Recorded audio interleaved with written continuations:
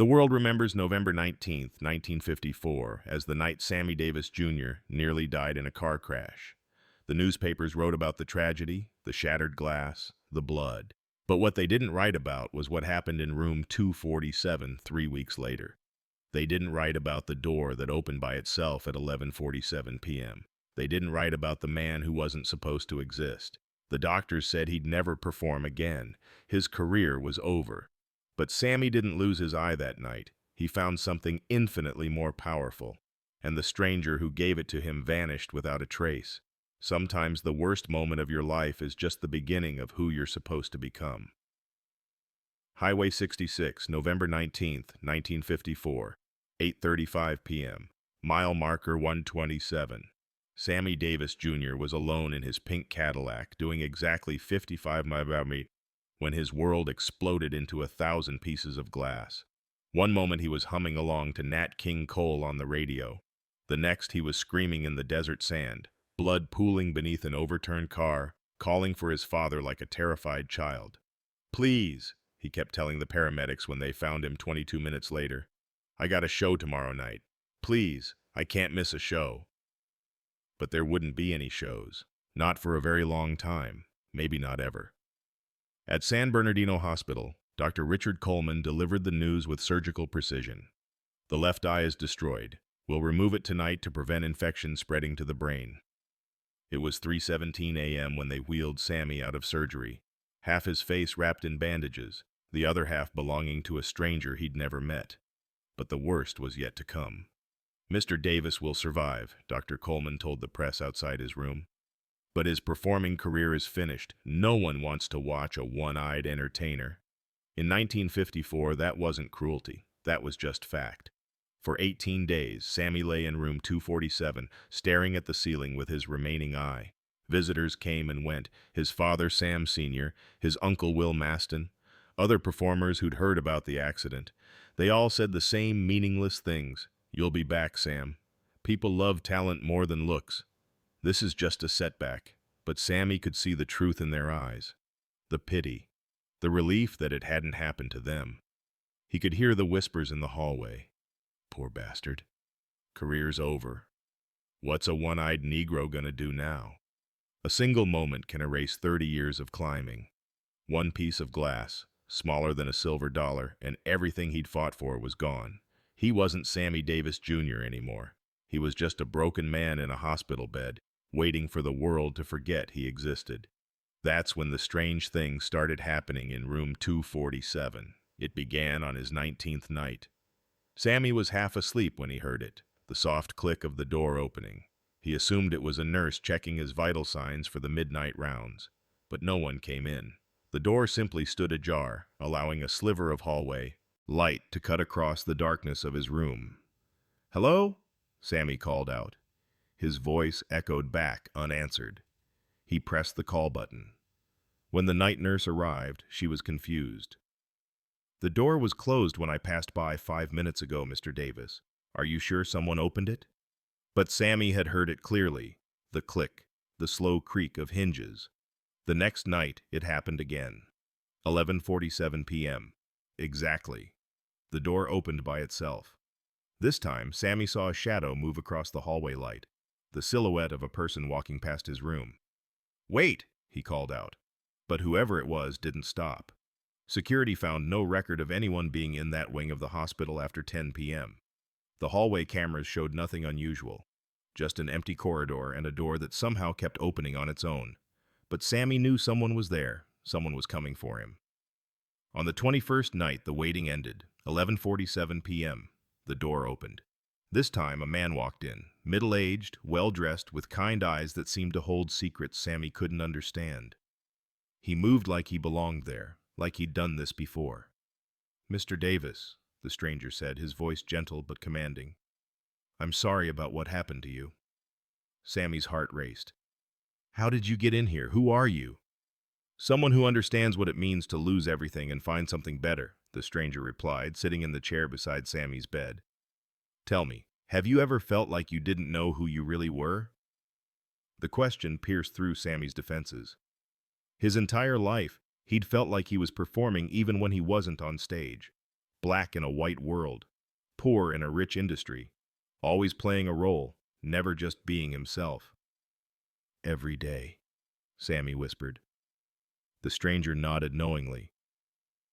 That's because you've been looking for your identity in all the wrong places. The applause, the money, the acceptance of people who will never truly accept you. He reached into his coat and pulled out something that made Sammy's breath catch. A book, old, leather-bound, with Hebrew letters on the cover that seemed to glow in the dim hospital light. Your people have been asking these same questions for thousands of years, the stranger said, placing the book on the bedside table. Maybe it's time you learned some answers. My people? I'm not Jewish.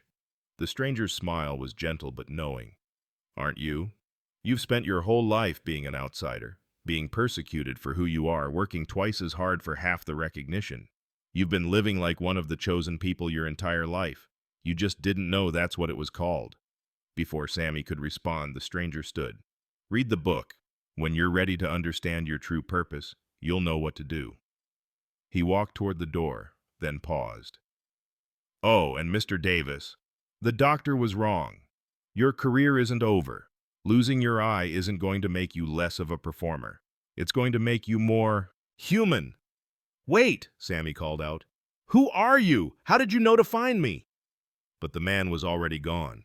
Sammy pressed the call button frantically. The man who just left, did you see him? The nurse looked puzzled. What man, sir?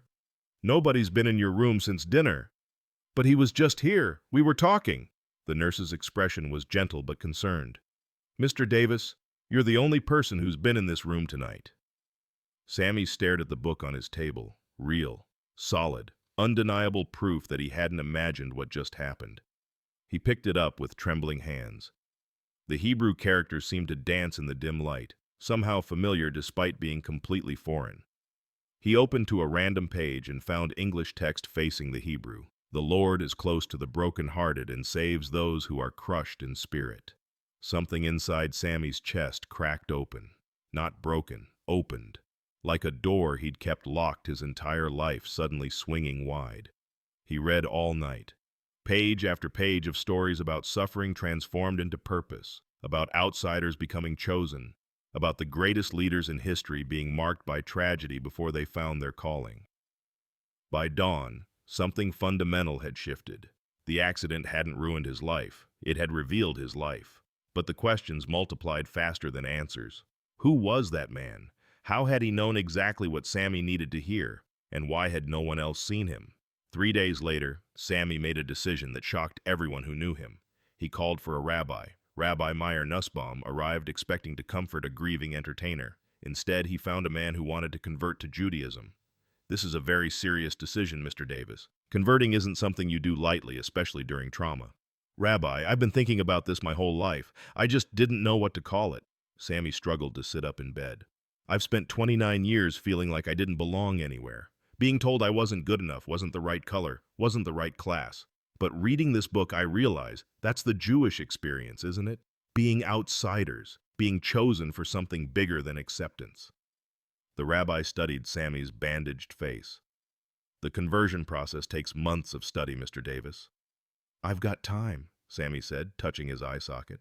Apparently, I've got all the time in the world.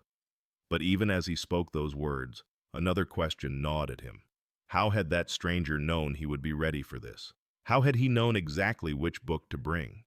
6 weeks later, Sammy was released from the hospital. The prosthetic eye looked realistic, but his face was subtly changed. The accident had created an asymmetry that no amount of makeup could completely hide. His first performance was at Ciro's nightclub in Los Angeles. The venue held 600, but 847 people packed in that night. Half were fans, half were curiosity seekers who'd come to watch a freak show. Standing in the wings, Sammy felt terror like he'd never experienced. Not stage fright, existential terror. What if the stranger had been wrong? What if losing his eye hadn't made him more human, but just more broken?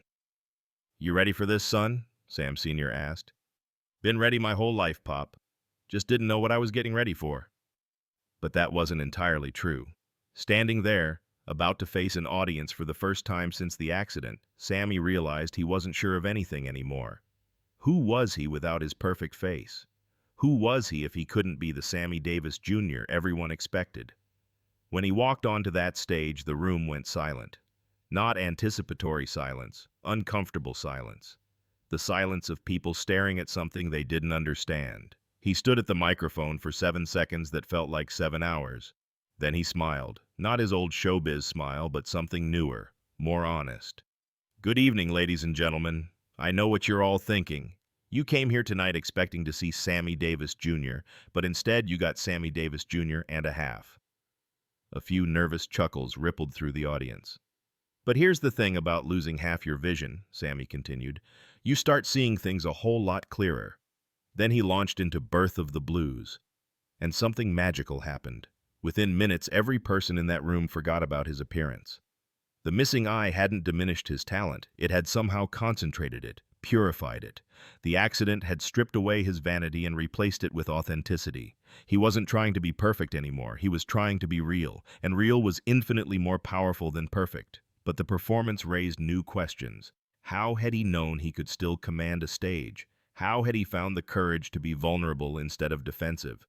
The reviews the next morning were unanimous. Sammy Davis Jr. was back, and he was better than ever. The missing eye hadn't made him less of an entertainer. It had somehow made him more of an artist. But the real transformation was happening behind the scenes. Sammy threw himself into studying Judaism with the intensity he'd once brought to learning new songs. The book the stranger had given him became his constant companion. 8 months later, Temple, Israel, Hollywood. Rabbi Nussbaum performed the conversion ceremony in front of 23 witnesses. When it was over, Sammy wasn't just a performer who happened to be black. He was a Jewish man who happened to perform. The industry reaction was swift and predictable. Several clubs canceled bookings. Television appearances dried up. Radio stations stopped playing his records. "You're committing career suicide," his agent Charlie Morrison warned him. "Being black is already hard enough. Adding Jewish to the mix? Charlie, you don't understand. This isn't about religion. It's about finally knowing who I am. I'm not hiding that for anybody." But even as he said, Sammy wondered, had the stranger known this would happen? Had he known about the backlash, the canceled shows, the closed doors? Something else happened, though. The audiences who did come were different, more engaged, more emotionally connected. They weren't just watching a show. They were witnessing a man who'd found his truth and wasn't afraid to live it. Word spread through the entertainment community. Some performers avoided him. Others sought him out, drawn to his authenticity.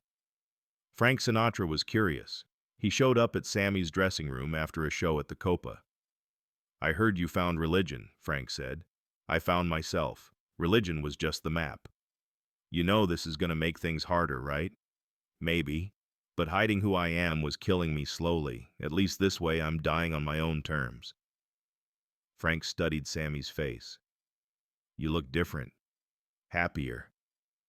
"That's exactly right, Frank. I spent 30 years carrying other people's expectations. Now I'm just carrying myself." Years later, when reporters asked about the accident, Sammy would always say it was the best thing that ever happened to him. "You lost your eye and call it the best thing?" "I didn't lose my eye. I found my sight."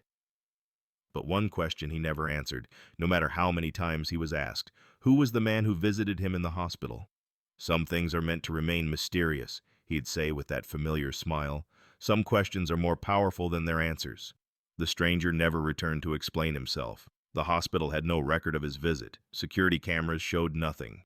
He had appeared and vanished like a ghost, leaving behind only a book and a completely transformed man. In his final interview, Sammy was asked what he'd learned from that night in 1954. "I learned that broken doesn't mean finished. I learned that sometimes you have to lose everything you think you are to discover who you're meant to become." He paused, touching the spot where his left eye used to be. "And I learned that some visitors come exactly when you need them, whether you understand how or why." That's the real story of the night Sammy Davis Jr. lost his eye and found his soul. Not just a story about overcoming tragedy, but about the mysterious forces that sometimes guide us toward our truest selves. A story about how the worst moments can become doorways to the best versions of ourselves. Some say the stranger was an angel. Others believe he was just a kind man who saw someone in need. But those closest to Sammy knew the truth. It didn't matter who the visitor was. What mattered was that he appeared exactly when hope seemed impossible, carrying exactly the message Sammy needed to hear. The book remained Sammy's most treasured possession. He carried it to every performance, reading passages before taking the stage. The Hebrew characters that had once seemed foreign became as familiar as his own heartbeat. In the final analysis, November 19th, 1954 wasn't the night Sammy Davis Jr.'s career almost ended. It was the night his real life finally began. The night he stopped being who others expected him to be and started becoming who he was always meant to be. The man who walked out of that hospital was not the same man who had driven into the desert 6 weeks earlier. He was stronger, wiser, more vulnerable, more honest, and finally, completely authentic. And sometimes, that transformation is the most important and deeply meaningful performance of all time and existence throughout the entire history of human entertainment and artistic expression across all of time and space itself in the universe, and beyond all dimensions of reality and existence, throughout all eternity and infinity, and beyond all comprehension of the human mind and soul and spirit forever and always.